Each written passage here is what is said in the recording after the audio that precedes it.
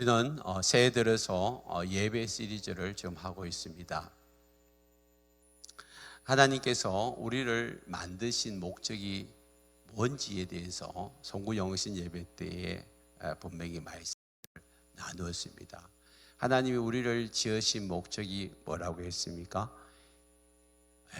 이사야 43장 21절 한번 띄워보세요. 시작. 이 백성은 내가 나를 위하여 지었나니 나를 찬송하게 하려 함이라. 저기 찬송이 예배예요. 이 백성은 내가 나를 위하여 지었는데 나를 뭐 하려고? 예배하라고. 하나님께 예배하라고 하나님이 우리를 불러주신 줄 믿습니다. 하나님은 예배를 너무 소중히 여기세요. 예배는 하나님과의 만남의 시간입니다. 예배를 드리면 누가 좋을까요? 하나님은 모든 걸 다 가지고 계신 분이 하나님이세요. 근데 우리는 너무 연약하고 부족하고 없는 게 너무 많아. 하나님은 예배 가운데서 우리에게 선물을 준비해 놓고 계십니다. 그래서 하나님 앞에 나아가서 예배 드리면요, 하나님은 계속해서 예배자들에게 은혜로 선물을 주시는, 은혜라는 게 선물이거든요. 하나님이 여러분들에게 선물을 준비해 놓고 계세요. 그래서 우리가 예배 자리에 나오는 것은 누가 이득이에요? 내가 이익이에요. 하나님 앞에서 하나님은 우리에게 예배 가운데서 우리를 만나시고 우리의 소원이 무엇이고 우리에게 뭐가 필요한지 또 하나님이 우리를 통하여서 하시고자 하시는 뭔가를 가르쳐 주시는 거예요. 우리는 1월 첫 주에 참된 예배자가 되라고 말씀을 나누었습니다. 여러분 진짜 하나님 앞에 제대로 된 예배를 한번 드려보세요. 한 번만이라도 그런 예배를 드리면 여러분 인생이 달라져요. 늘 일상적으로 우리가 예배를 많이 드려왔기 때문에 그러려니 하고 그런 예배 말고 진짜 내 인생의 마지막이라고 생각하고 이 예배를 통하여서 살아계신 하나님을 한번 인격적으로 제대로 한번 만나보겠다라고 생각해 보세요. 그러면요, 하나님 반드시 여러분들에게 찾아오셔서 만나주신 줄 믿습니다. 그래서 예배를 통하여서 여러분 자신과 여러분 가정과 우리 교회의 부흥을 경험할 수 있기를 바랍니다. 힘이 없고 나약한 자들이 힘을 얻게 돼요. 예배를 통하여서 문제가 해결되어집니다. 여러분 예배를 통하여서 살아나는 경험을 하게 되는 게 그게 부흥이란 말이에요. 여러분 한평생 어떻게 보면 우리가 예배를 하는 것 그것이 아니라 영원토록 하나님을 예배해야 하는데 여러분 하나님을 만나지도 못하고 하나님 계신지 안 계신지도 잘 모르겠고 그냥 두리뭉실하게 예배하는 것처럼 여러분은 힘든 게 없어요. 그렇잖아요. 그래서 오늘부터 여러분 간절히 소망하셔야 돼요. 그건 뭐냐 하면 예배 중에서 하나님의 임재를 사모하세요. 하나님의 임재가 뭐냐면 하나님이 여기 계시는 걸 느끼는 게 임재예요. 하나님이 여기 계세요. 여러분들이 하나님을 만나기 위해서 이 자리에 나온 줄 믿습니다. 여러분 하나님이 어디에서 빨리 만날 수 있을까요? 술집에서 만날 수 있어요? 아니면 나이트클럽 가면 하나님 만날 수 있어요? 여러분 진짜 하나님을 만나기 원한다면 여러분 이 성전에 오면 하나님을 만나게 될 줄 믿습니다. 저는 매일마다 매 순간마다 새벽마다 하나님의 임재를 경험해요. 하나님이 계시구나. 여기 계시고 오늘도 일찍 여러분 예배 드리기 전에 준비한다고 와서 기도했어요. 그 하나님 이곳에 오는 자들마다 하나님의 임재를 경험하게 하여 주시고 하나님 만나는 자들 되게 하여 주십시오. 간절히 기도했어요. 실제로 이곳에 와서 하나님을 만나고 변화되고 이렇게 치유되고 회복되어 가지고 지금 목자 목녀 하시는 분도 계시고 여러 가지 교사로서 또 맡은 바 그런 사역을 감당하고 계신 분들이 여기 많잖아요. 지난 2주 우리는 세겹줄 기도회를 했습니다. 세겹줄 기도회를 통하여서 하나님을 뜨겁게 새롭게 만나시는 분들이 계시더라고요. 얼마나 좋은지 몰라요. 그렇죠? 하나님이 일하시고 역사하신 게 느껴지고 경험되어지고 체험되어지는 거. 근데 하나님, 목사님, 저는요 아직 하나님을 못 만났어요. 하나님 살아계심을 잘 모르겠어요. 왜 그럴까요? 여러분들의 사모함이 적어서 그래요. 하나님은요 여러분들이 만나고자 하는 것 이상으로 여러분들 만나보고 싶어요. 그러니까 여러분들이 뜨겁게 하나님 앞에 여러분 마음을 열고 사모하고 나아가 보세요. 왜 하나님 여러분들에게 안 찾아오시겠어요? 왜 안 만나겠어요? 다 지금 스탠바이 하고 계신 거예요. 이곳에 하나님의 임재로 가득합니다.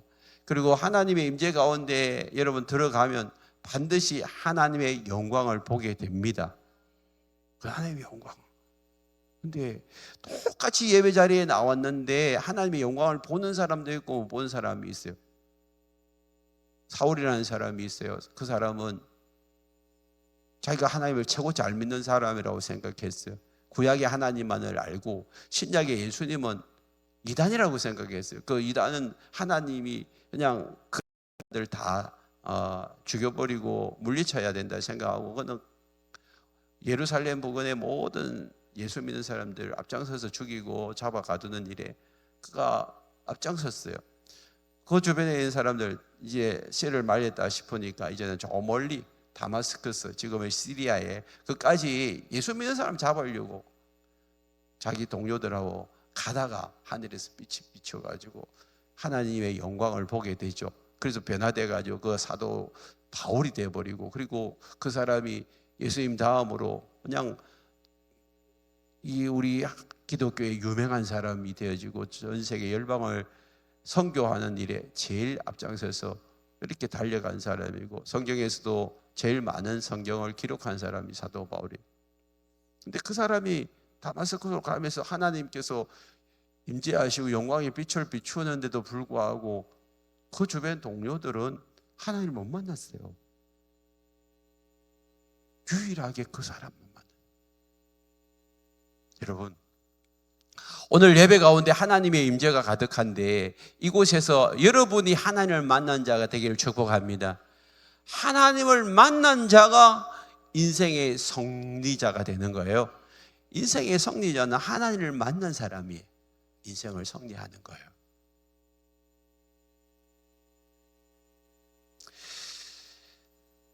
참 많은 사람들이 예배당에 교회에 나오는 이유를 물어보면 많은 사람들이 고통과 아픔 속에서 하나님을 만나요.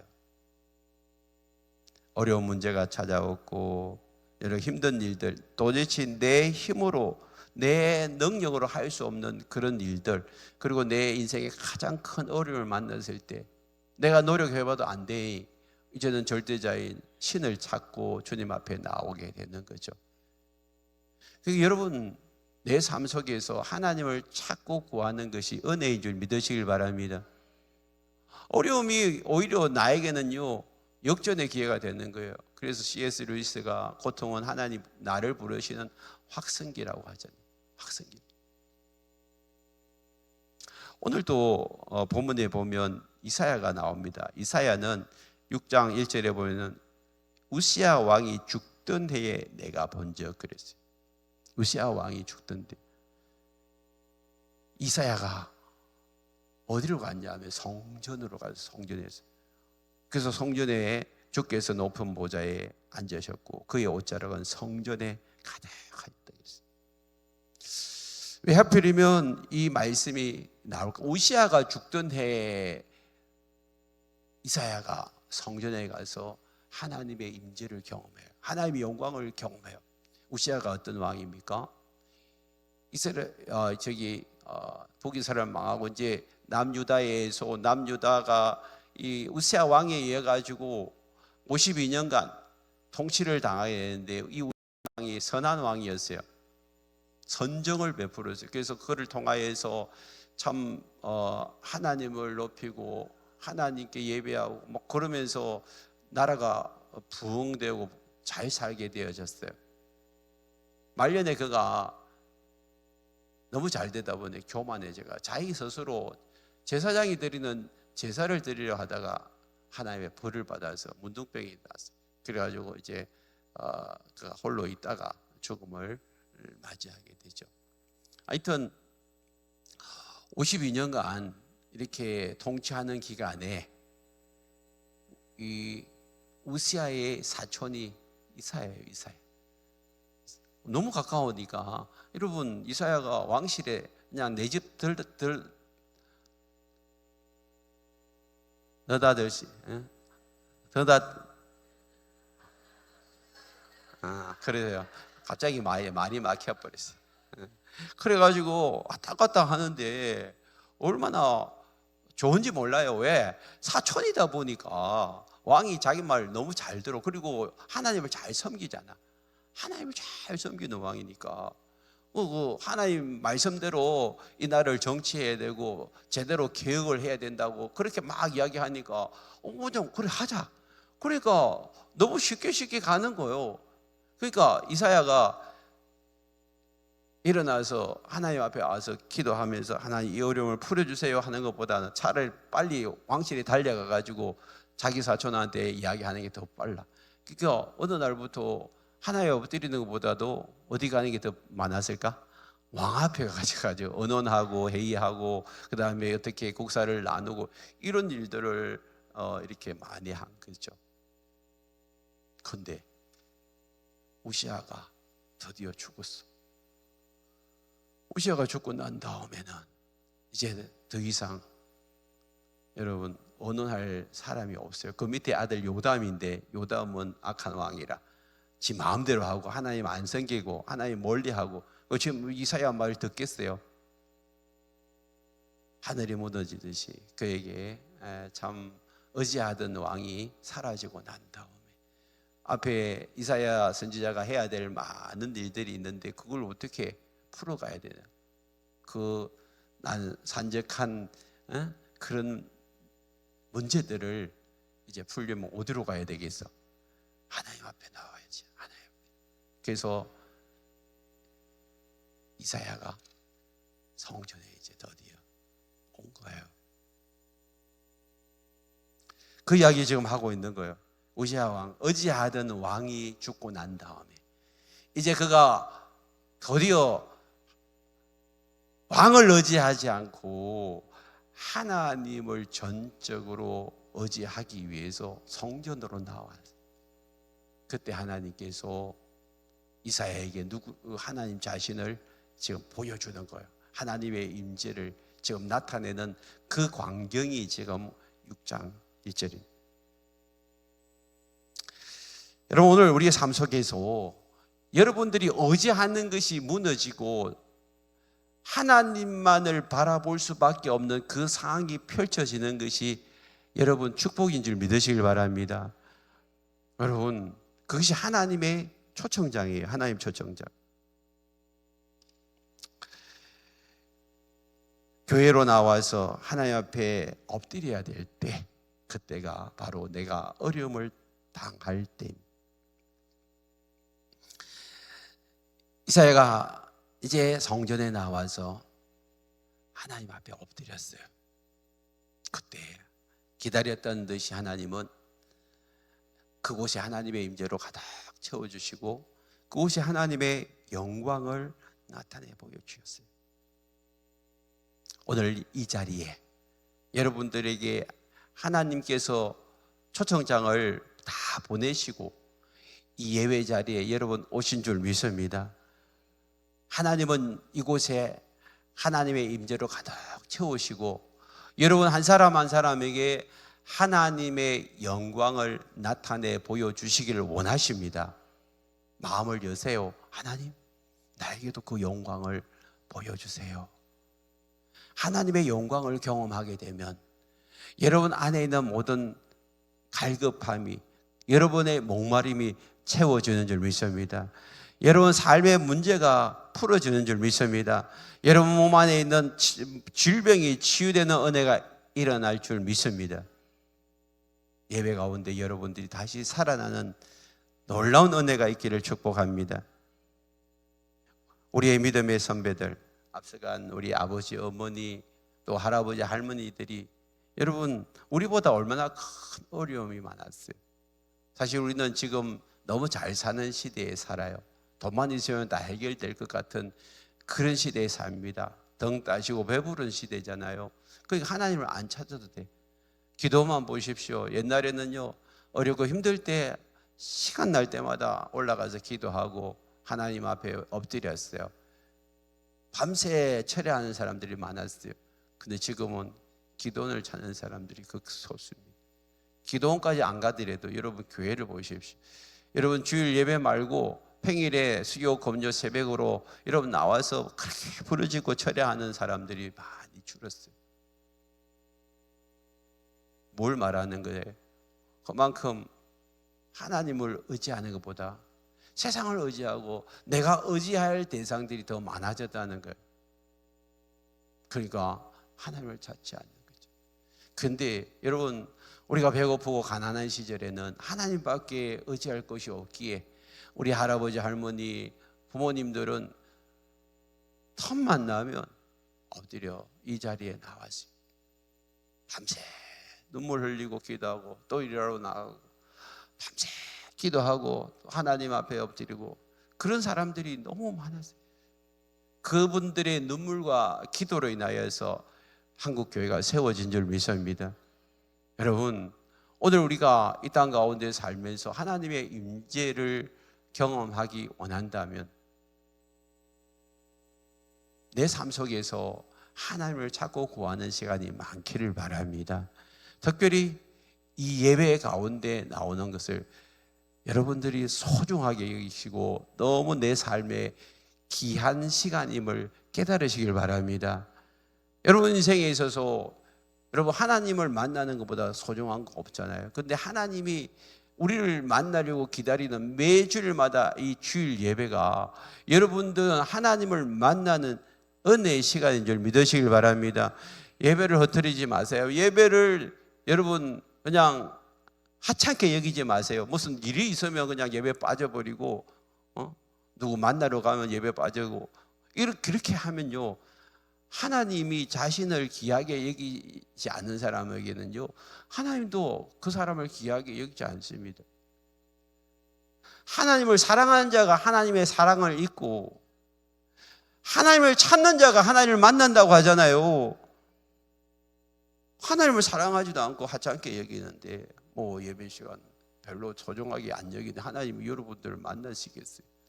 우리가 정말 하나님을 소중히 여기고 그분을 향한 갈급함이 여러분 있을 때에 하나님은 매 시간마다 여러분 만나 주신 줄 믿습니다.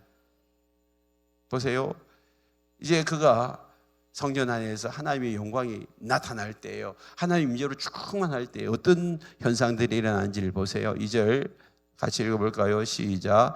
서랍들이 모시고 섰는데 각기 6날개가 있어 그 둘로는 자기의 얼굴을 가리었고 그 둘로는 자기 발을 가리었고 그 둘로는 날며. 여러분, 천사들은 죄가 있을까요, 없을까요? 천사들은 죄가 없어요. 죄가 없어야 하나님과 같이 사는 거예요. 그래서 천사들은 죄가 없기 때문에 하나님 옆에서 시종 들고 있잖아요. 죄가 없는 천사들도 하나님의 영광을 볼 때 가려버렸어요. 그 영광이 너무 크기에, 너무 밝기에. 제가 조금 전에 말씀드린 그 사울이라는 청년이 다마스커스로 올라가다가 하나님의 영광의 빛을 봤어요. 대낮인데도 불구하고 빛이 쫙 비치는 거예요. 주변 사람들은 몰라. 자기만 비춘 거예요. 근데 그 빛을 보는 순간 눈이 멀어버렸어요. 하나님의 영광의 빛이 비춰지니까 육신의 눈이 멀어버렸어요. 어떤 사람들은 하나님만 보여주면 나 하나님 믿겠다 하지만 여러분 진짜 하나님 보여주기를 원하세요? 진짜 하나님이 여러분에게 나타나면 여러분 육신의 눈이 멀어버리는데 그러면 맹인으로 한평생 살까요? 난 차라리 내가 이 땅 가운데서 하나님을 직접 보지 못해도 난 저 천국에서 영원토록 하나님을 보기 때문에 나는 영의 눈으로만 하나님을 만나고 싶어요. 하나님의 영광의 빛이 여러분 비추어지면요, 어떤 일들이 일어날까요? 어떤 일이에요? 내 추악함이, 내 더러움이 다 드러나게 되어 있어요. 여러분 지금 여기에 여러분 이 빛을 가지고는 먼지가 하나도 안 보여. 먼지가 하나도 없잖아요. 근데 여기서 10배, 100배, 1000배의 조도를 이렇게 쫙 높여보세요. 먼지가 보일까 안 보일까? 보여요. 제가 옆에 여기 주차장에 집을 헐기 전에 거기서 살 때는요, 어두침침해가지고 그냥 먼지도 잘 안 보이고 또 잘 안 보였어요. 깨끗한 줄 알았어요. 근데 여기 아파트로 이전하고 난 다음에 탁 올라가 보니까 와, 냉장고가 그리 더럽더라니까. 먼지 하나 붙은 게 다 보여. 밝기가 밝아지니까.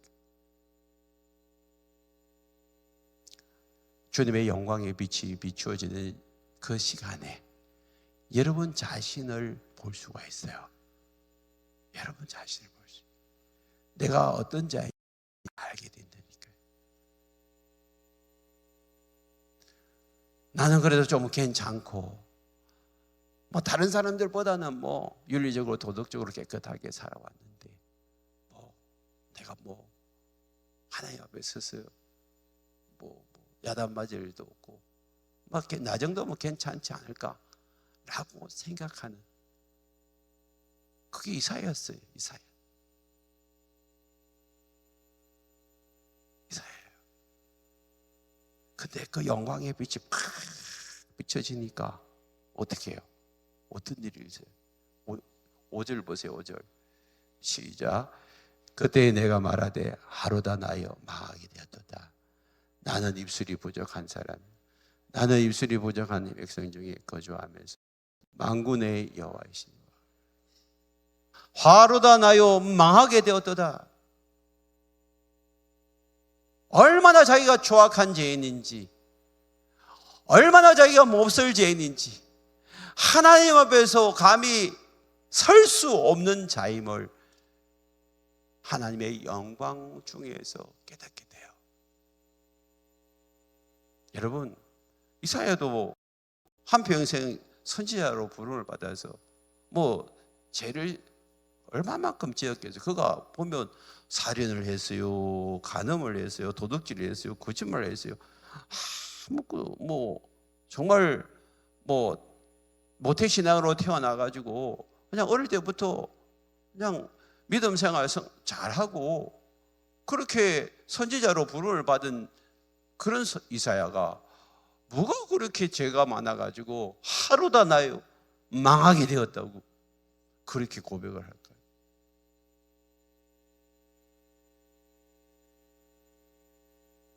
하나님의 거룩한 빛 앞에 서게 될 때 여러분 죄인이 아닌 사람 한 사람도 없어요. 여러분 성경에서 말하는 죄는요 도덕적으로 윤리적인 그런 죄의 기준이 아닙니다.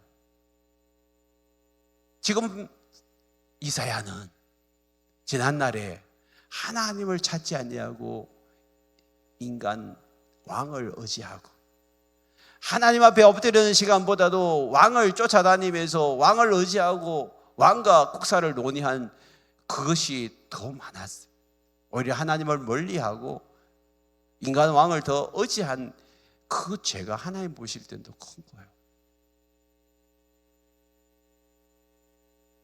수많은 사람들이 도덕적으로 윤리적으로 깨끗하면 생각해요. 근데 하나님과의 단절, 하나님과 분리된 것, 그것이 얼마나 큰 죄인지 알지를 못해요. 가만히 보세요. 여러분 자식이 오늘부터 집 뛰쳐나가가지고 자수성가 하겠다고 자기 혼자서 그냥 열심히 살아요. 근데 부모는 전화 한 통 없어요. 아예 주변은 단절을 시켜버려요. 아무 잘못 없어요. 부모가 지한테 잘못한 건 없는데도 불구하고 전화 한 통 오고 연락도 없고 그 자기 혼자서 그냥 열심히 해가지고 사업도 잘하고 돈 잘 벌이고 그렇게 사는 것,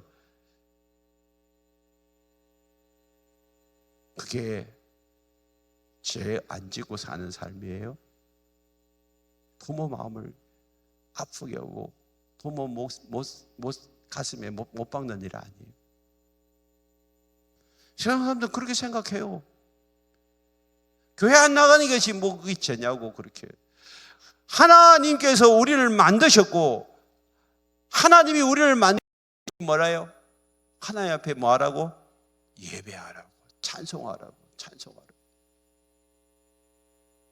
모든 피조물은 하나님을 찬송하고 예배하라고 부름을 받고 지원받은 줄 믿습니다. 오늘 보세요. 천사들은 하나님 앞에 예배합니다. 어떤 예배를 드리죠? 3절을 읽어볼까요?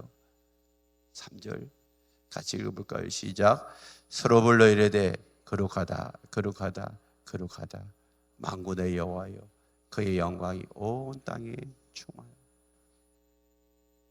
이것 가지고 찬송시를 지고 찬송을 지은 걸 나중에 우리가 같이 부를 건데, 주께서 높은 보좌에 앉으셔 그 옷자락은 성전에 가득하도다. 전사들이 모여서 서로 장하여 외치니 그 소리는 성전에 가득하도다. 물론 이런 곡은 아니겠지만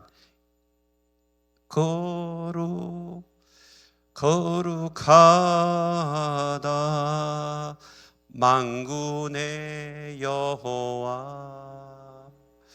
그 영광이 온 땅에 충만하시도다. 천사들이 그냥 둘러앉아가 이 찬양을 막 부르는데 얼마나 그곳에 하나님의 임재로 가득했겠어요. 그러면요, 그 찬송이 울려 퍼지는 곳에는요, 악한 마귀 사단이 조금도 틈타지 못하는 줄 믿습니다. 여러분, 우리를 병들게 하고 우리를 힘들게 하고 우리를 고통스럽게 하고 우리를 괴롭히는 것이 뭐예요? 죄와 사단의 건세잖아요. 사단의 건세가 죄와 사망과 저주와 질병의 건세를 가져와서 우리의 영과 육을 묶어버리고 우리를 힘들게 하고 고통스럽게 하잖아요. 여러분, 우리가 하나님 앞에 나와서 그 하나님을 높이고 거룩하신 하나님, 그 하나님을 높이고 찬양할 때에 여러분, 우리 안에 있는 모든 죄와 어둠의 세력이 떠나가는 줄 믿습니다. 질병의 건세가 떠나가는 줄 믿습니다. 오늘 이 자리에서 그 하나님으로 인하여서 여러분 삶의 문제가 풀어지기를 축복합니다. 저 가운데 들어가고 나니까 너무 좋은 거예요. 그리고 하나님을 찬양하고 높일 때 하나님은 가만히 계시지 못하는 거예요. 내가 여기 있다, 내가 여기 있다, 내가 너를 만나려고 준비하고 있다라는 것을 보여주는 것이 4절 말씀이잖아요. 4절에 보면 같이 읽을까요? 이같이 하답하는 자의 소리로 말미암아 문지방의 터가 요동하고 성전의 연기가 충만. 하나님이 가만히 계시. 콧김에서 막 연기가 나오는 거예요. 막 너무 감동이 돼가지고 문지방을 흔들듯이 막 흔드는 거예요. 보세요. 신약 성경에서 이 말씀이 나오잖아요. 사도행전 2장에 보면 예수님 성천하시고 난 다음에 기다리려 할 때 마가다락방에서 120명이 앉아가지고 막 간절히 불철주야로 기도할 때 갑자기 지진 같은 게 막 일어나면서 불의 혀가 또 바람 막 이런 것들이 막 그런 데서 막 보여지기 시작하는 거예요. 사람들이. 그 하나님의 임재예요. 여러분, 하나님이 임재하실 때 우리가 느껴지고 깨달아지는 줄 믿습니다. 하나님이 임재하시고. 지난주 2주 동안 우리는 세겹절 기도를 했잖아요.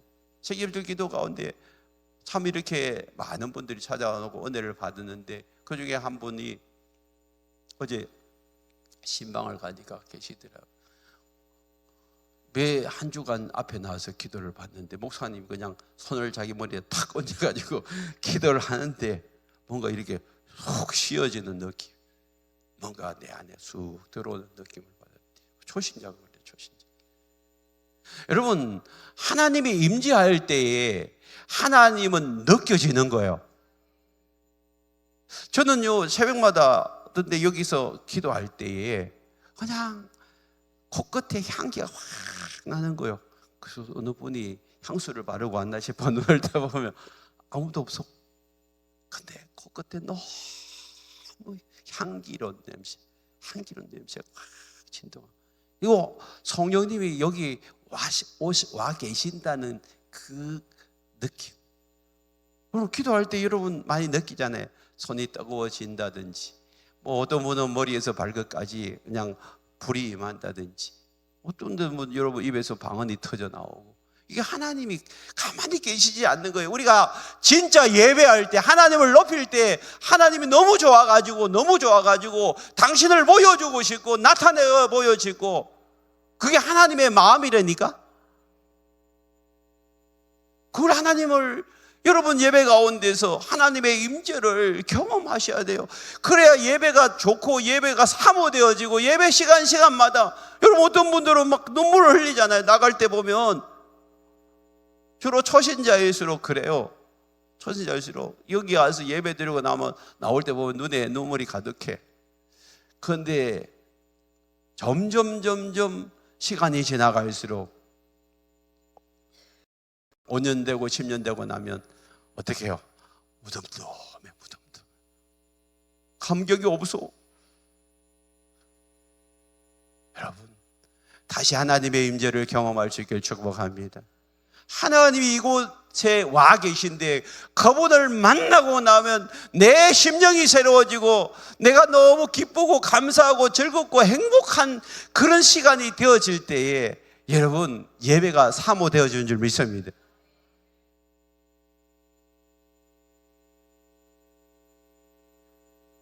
하나님이 여기 계시다는 것을 지금 보여주는 거예요. 그때에 여러분 나타나는 현상들이 뭐요? 회개예요. 첫 번째는 회개입니다. 회개. 내가 이렇게 조악한 죄인이고, 왜?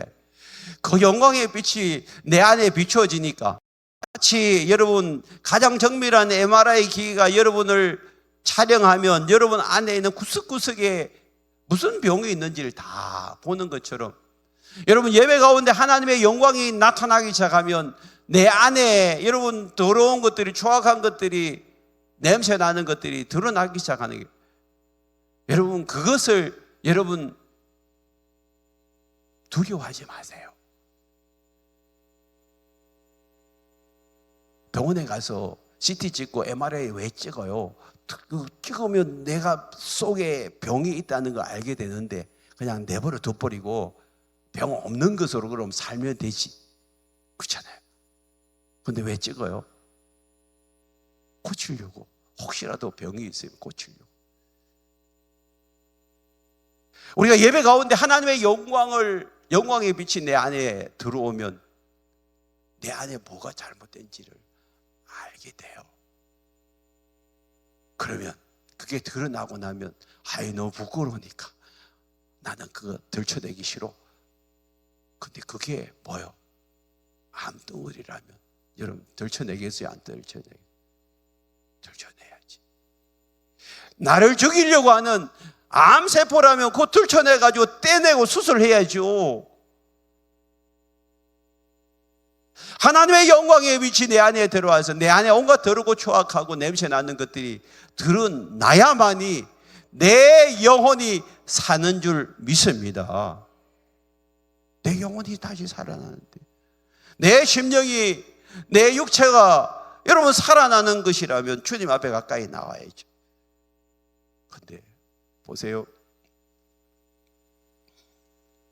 지금 하나님보다도 왕을 더 의지하고 살았던 지난날의 과거의 죄가 드러나 버렸어요. 하나님 잘못했습니다. 제가 잘못했어요. 하나님보다 우시아 왕을 더 의지한 것 용서하여 주시고 이제는 오직 하나님만 바라보고 믿음으로 살겠습니다. 여러분 이 이사야가 그런 기도를 하지 않았겠어요? 가슴을 치면서. 이게 여러분 참된 예배자의 모습이에요. 예수님도 말씀하잖아요.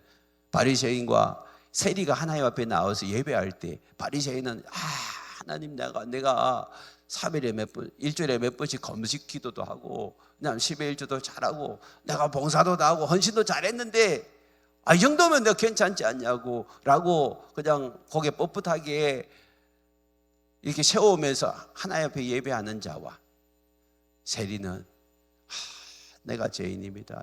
내가 지난날에 백성들이 동쳐먹고 살았던 내가 진짜 죄인입니다. 나를 용서해 주세요. 이제 다시는 그렇게 하지 않겠습니다. 그렇게 자기의 죄를 회개하고 하나님 앞에 나온 사람 둘 중에 참된 예배는 누구라 했어요? 세리라 했죠. 세리. 지난날에 어떤 죄를 지었든지 간에 어떤 잘못을 했든지 간에 하나님 앞에 자기의 죄를 통회하고 자복하는 자는 하나님 다 용서해 주신 줄 믿습니다. 오늘 하루다 나요 난 망하게 되었다라고 그렇게 가슴을 치는 이 이사야를 향하여서 6절 7절 보세요. 같이 읽어볼까요? 시작. 그때의 그 서랍 중에 하나가 부젓가락으로 제단에서 집은 핀 숯을 손에 가지고 내게로 날아와서 그것을 내 입술에 대며 이르되 보라, 이것이 내 입술에 닿았으니 내 악이 제하여졌고 내 죄가 사해졌느니라. 주님이 뭘 이야기하고 있어요? 죄 사함의 은혜를 이야기하고 있는 거예요. 여러분, 영광 가운데 하나님을 만난 자들에게 주시는 두 번째 은혜가 죄 사함의 은혜인 줄 믿습니다. 지금까지 그를 누르고 있고 사로잡고 있었던 모든 죄로부터 풀려나는 자유함을 지금 경험하고 있는 것입니다. 하나님은 죄인들을 부르신 이유는 야 이놈아 왜 그런 죄를 지었니? 라고 야단치고 정죄하기 위한 것이 아니고 어떻게 해요?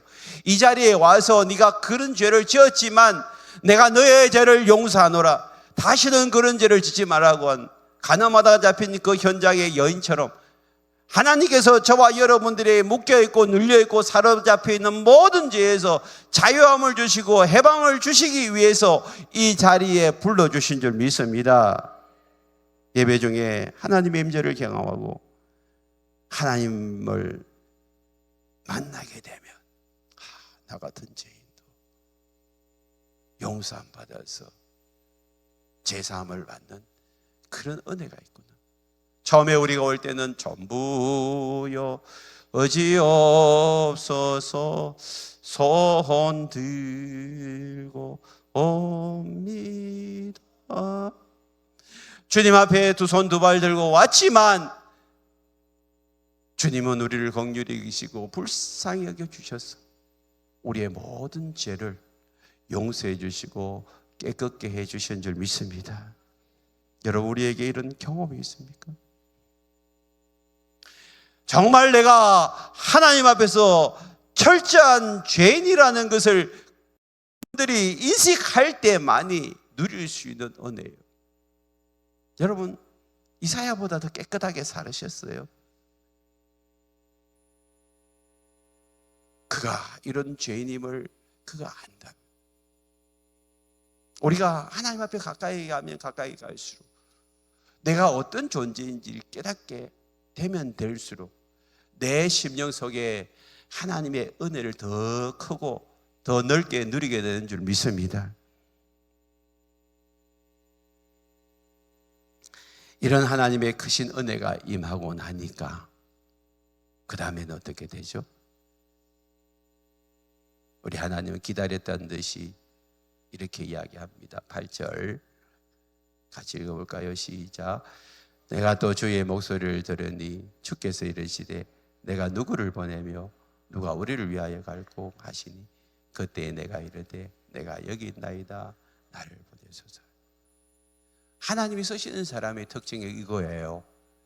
정말 내가 하나님 앞에서 회개하고 내가 정말 용서받지 못할 죄인임을 인식하고 그럼에도 불구하고 나 같은 죄인을 용서해 주시고 용납해 주시는 그 하나님의 크신 사랑을 경험한 자들, 그들에게 하나님은 자신의 사명과 일을 맡기는 줄 믿습니다.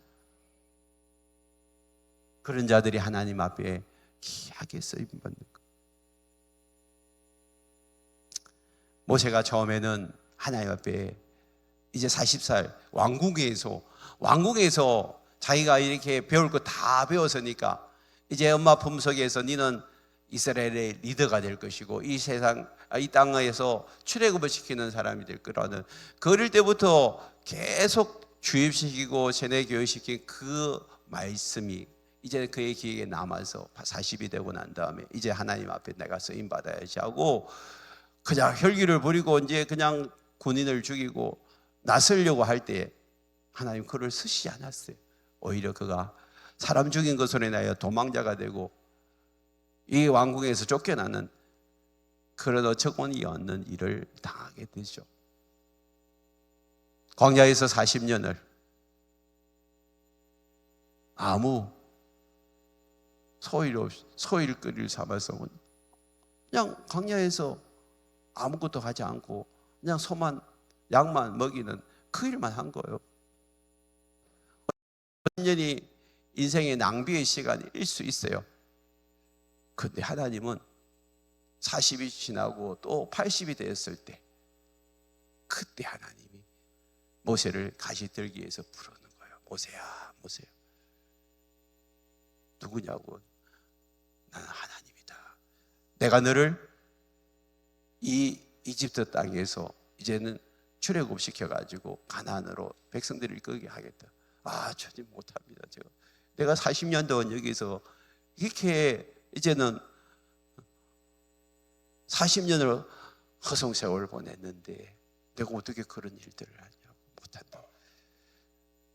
겸손해지고 낮아졌을 때 내가 아무것도 할 수 없다라고 자기를 비워낼 때 그때 하나님이 그를 부르시고 사는 줄 믿습니다. 여러분, 하나님 앞에 거드름 피우지 마십시다. 내 정도면 되지 왜 나를 못 알아주냐 그런 생각하지 마세요. 나를 비워내고 또 비워내고 또 비워내고 나는 아무것도 할 수 없는 죄인 중에 개수입니다라고 고백할 때에 하나님은 하나님의 사명을 맡기는 줄 믿습니다. 오늘 하나님께서 저와 여러분들을 부르고 계세요. 어떤 자에게? 내가 하나님 앞에 철저한 죄인임을 깨닫는 자, 그리고 하나님의 은혜가 나에게 임하여서 내가 회복되어지고 치유되어지고 변화되어진 그 사람에게 하나님은 찾아오셔서 당신의 사명을 맡기는 줄 믿습니다.